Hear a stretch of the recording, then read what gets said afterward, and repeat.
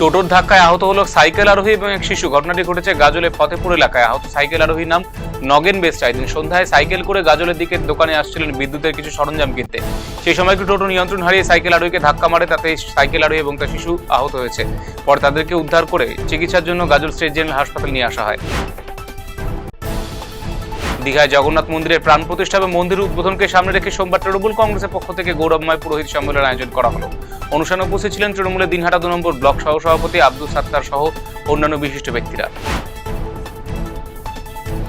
স্বচ্ছ ভোটার তালিকা প্রকাশ এবং দেশজুড়ে সাম্প্রদায়িক সম্প্রীতি বিনষ্টকারী বিভেদমূলক রাজনীতি বন্ধের দাবিতে এবং অস্বাভাবিক দ্রব্যমূল্য বৃদ্ধির প্রতিবাদে মালদা জেলার তৃণমূল কংগ্রেসের ডাকে প্রতিবাদ সভার আয়োজন করা হলো সোমবার দিন। রথবাড়ি মোড়ে আয়োজিত সভায় উপস্থিত ছিলেন রাজ্যের মন্ত্রী সাবিনা ইয়াসমিন, জেলা পরিষদের সভাধিপতি লিপিকা বর্মন ঘোষ সহ অন্যান্যরা।